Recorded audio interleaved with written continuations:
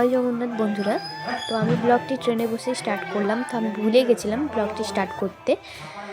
তো আমি কোথায় যাচ্ছি তা তোমরা বুঝতেই পেরে গেছো। তো আমরা পুরী যাচ্ছি, তো আমাদের কোনো প্ল্যানিং ছিল না পুরী যাওয়ার, তো হটচট করে পুরী যাওয়ার প্ল্যানিং হলো। তো আমার বর বললো যে চলো পুরী যাব। তো বললাম ঠিক আছে, কোথাও তো এতদিন যাই, তো ঘুরেই আসি। তো দেখো, ভগবান যদি না চায় তুমি পুরী যেতে পারবে না, যতই টাকা পয়সা থাকুক না কেন, একমাত্র ভগবান চাইলেই তুমি যেতে পারবে। তো আমাদের মানে কি বলবো, ভগবান চেয়েছিল বলেই পুরী যেতে পেরেছি, এই সৌভাগ্য সবার হয় না। তো আমরা চলে এসেছি সিটি অফ টেম্পল মানে পুরীতে। জয় জগন্নাথ।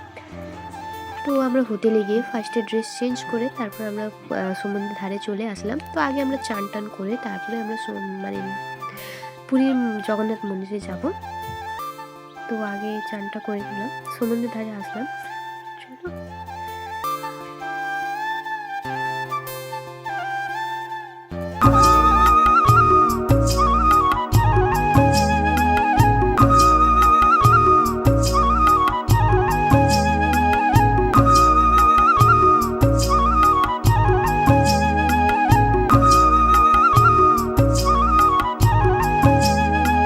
তো দেখতেই পাচ্ছ জগন্নাথ মন্দির এটা। তো আমরা যে হোটেলে ছিলাম সেই হোটেলে একটা পণ্ডিতের নাম্বার দিয়েছিল, তো সেই পণ্ডিতকে আমরা মানে কি বলে যোগাযোগ করে তো উনি পুজো দিয়ে দেন। তো এখানে তো পুজো দেওয়া যায় না নিজের হাতে, তো উনি পুজো দিয়ে আমার একজনের হাতে মানে প্রসাদটা পাঠিয়ে দিয়েছিলেন।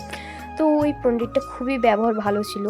এত ভিড় থাকা সত্ত্বেও আমি খুব ভালোভাবে দর্শন মানে ভগবানের দর্শন পেয়েছি। 10 মিনিট ধরে আমি জগন্নাথকে মানে দর্শন পেয়েছিলাম ওখানে, মানে এত ভিড় থাকা সত্ত্বেও মানে খুবই মানে কি বলে মানে আলাদা একটা শান্তি, মানে দর্শন করে যে। তো ব্লগটি আর বড় না করে এখানেই মানে শেষ করলাম।